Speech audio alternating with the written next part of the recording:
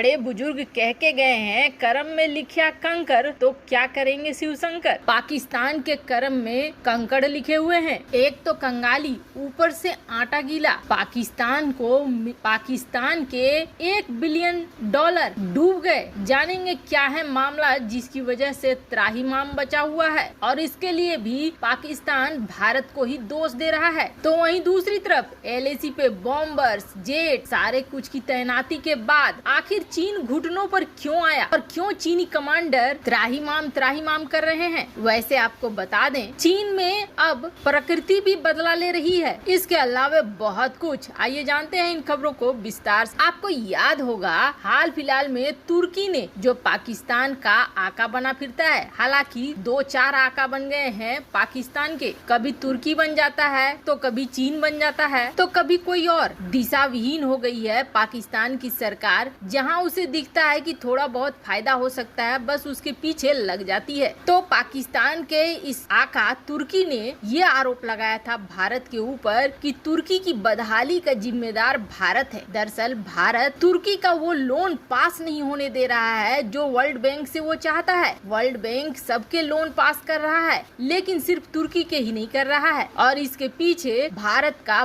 बड़ा वाला हाथ है। हालांकि भारत ने तुर्की की इन बातों को खारिज कर दिया था, और ये बोलने वाला कोई साधारण इंसान नहीं था, बल्कि ये बातें अर्दोगन ने कही थी, जो कि तुर्की के राष्ट्रपति हैं। वहीं तुर्की के चेले, पाकिस्तान की हालत बहुत बुरी है। वो पहले से ही डेंजर वाले जोन में खड़ा हो चुका है। कर्ज के मामले में $294 बिलियन का कर्जा लिया है, जो कि उसकी GDP का 109% है। अब ऐसे में पाकिस्तान दौड़े दौड़े पहुंचा था वर्ल्ड बैंक, जहां पे वर्ल्ड बैंक तैयार भी हो गया था $500 मिलियन देने के लिए पाकिस्तान को लोन के रूप में। इसके अलावे कई और सेक्टरों में भी 500 मिलियन लोन देने को तैयार था। कुल मिलाकर $1 बिलियन पाकिस्तान को मिलने थे, और ये वर्ल्ड बैंक और एशियन डेवलपमेंट बैंक इन दोनों ने मिलकर अप्रूव करा था। 28 जून को पाकिस्तान ये आशा कर रहा था कि $800 मिलियन उसे बड़े आसानी से मिलने वाले हैं, पर अब वर्ल्ड बैंक ने एक तो लोन की अमाउंट काट दी, 500 मिलियन से 300 मिलियन कर दी। अब उसके ऊपर इस अमाउंट को भी देने में डिले कर रहा है वर्ल्ड बैंक और एशियन डेवलपमेंट बैंक। उनका कहना है कि कुछ ऐसे नियम है, कुछ ऐसी शर्तें हैं जिसको पाकिस्तान पूरा नहीं कर पा रहा है। साधारण भाषा में कहें तो ऐसे समय में अब पाकिस्तान की एकमात्र उम्मीद भी जा रही है। गलत कर्म करने वालों का यही हाल होता है। पाकिस्तान अभी भी अपनी देश की अर्थव्यवस्था को संभालने के बजाय हथियारों को खरीदने में और भारत के साथ चालबाजी करने में लगा हुआ है, तो उसे कहीं न कहीं तो भुगतना ही पड़ेगा। कुछ दिन और होगा और नक्शे से ही मिट जाएगा पाकिस्तान। चीनी ड्रैगन यानी कि जिनपिंग जिस तरीके से अपने आप को भारतीय सीमा और दक्षिण चीन सागर में आक्रामक दिखा रहे हैं, उसके उलट हालत बहुत खस्ता है। वैसे तो सैटेलाइट तस्वीरें ये खुलासा कर रही हैं कि चीन अक्साई चीन से लेकर अरुणाचल प्रदेश की सीमा तक नए ठिकाने, हेलीपोर्ट, रेल लाइन बना रहा है। चीन ने तिब्बत और सिंजियांग प्रांत में सैन्य इंफ्रास्ट्रक्चर को काफी तेजी से बढ़ाया है। इन ठिकानों पर बहुत तेजी से काम कर रहा है चीन। ऐसा क्यों कर रहा है? तो जाहिर सी बात है, भारतीय सीमा पर खुद को ज्यादा ताकतवर दिखाने के लिए चीन ये सब कुछ कर रहा है। चीन की कोशिश है कि हवाई ताकत को इतना मजबूत कर लें कि भारतीय वायुसेना और इसके आसपास के पड़ोसी देश नर्वस हो जाएं और बिना लड़े ही घुटने टेक दें। लेकिन इसके उलट बस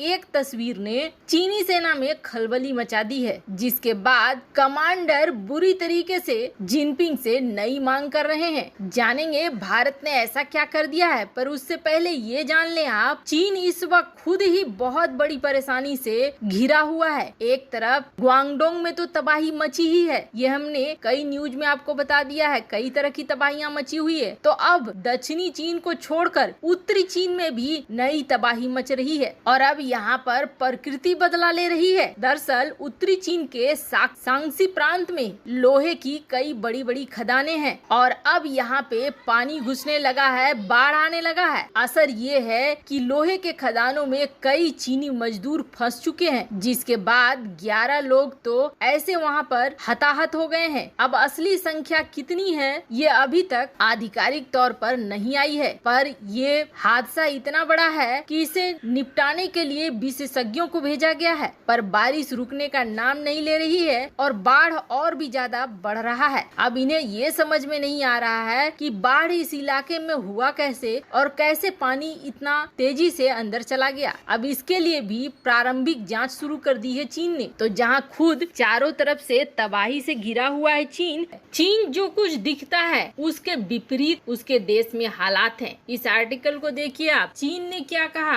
चीन ने ये कहा कि उसकी अर्थव्यवस्था बहुत तेजी से आ गई है, यहाँ तक कि उसके ऊपर कोरोना का कोई असर नहीं है, वगैरह वगैरह। लेकिन ये आर्टिकल क्या कह रही है? ये आर्टिकल ये बता रहा है, और वो भी बताने वाले फॉर्मर सेंट्रल बैंक के एडवाइजर हैं, जिन्होंने ये कहा है कि चीन जो ये घोषणा करता है कि महामारी के बाद भी उसने अपनी इकोनॉमी में 100% की वापसी कर ली है, वो गलत है। ये पिछला आंकड़ा था और अब तो नई महामारी ने चीन को घेरा हुआ है। पर इन सब के बावजूद सीमा पर अकड़ दिखा रहा है चीन। कितना सच्चा है और क्यों दिखा रहा है अकड़? वहीं हमने आपको अपनी पिछली खबर में बताया था कि इंटरनेट पे एक तस्वीर वायरल हुई और ये तस्वीर उस ट्रक की थी जिस ट्रक के जरिए अग्नि 5 को ले जाया जा रहा है। और अग्नि 5 को जहां अरुणाचल प्रदेश की सीमा पर तैनात करने की बात चल रही है, तो वहीं लद्दाख में भी तैनात करने की बात चल रही है। भारत चीन के डराने से डर नहीं रहा है, बल्कि अपने हथियारों की तैनाती कर रहा है। अब अग्नि 5 की तैनाती की खबर जैसे ही चीन को लगी है, चीन उल्टा नर्वस करने के चक्कर में खुद नर्वस हो गया है और अब भारत से ज्यादा जल्दी चीन को मच रही है भारत के साथ तनावों को दूर करने के लिए। इसका सबसे बड़ा प्रमाण है चीनी सेना के कमांडर अब ये चाह रहे हैं कि कमांडर लेवल पर बात हो जाए और इस इलाके में डिसएंगेजमेंट को लेकर जो भी समस्याएं हैं उसको इसी मीटिंग में दूर किया जाए। और ये सजेशन भारत की तरफ से नहीं आया है, बल्कि ये सलाह चीन की तरफ से आया है। चीन चाहता है कि कितनी जल्दी इस डिसएंगेजमेंट की प्रोसेस को कंप्लीट किया जाए। हालांकि पिछली बैठक भी अप्रैल 9 में हुई थी, पर इसका कोई खास फायदा हुआ नहीं। वैसे चीनी एक्सपर्ट ये बता रहे हैं कि भारत के साथ पंगे लेकर चीन बहुत बुरा कर रहा है और जहां तक भारत की बात है, भारत इस इलाके में काफी मजबूत हो चुका है। वैसे आपको क्या लगता है, अग्नि 5 की तैनाती करके भारत सही कर रहा है या गलत कर रहा है? कमेंट कर अपनी राय जरूर बताएं। जल्द मिलते हैं अगले वीडियो में नई खबर के साथ।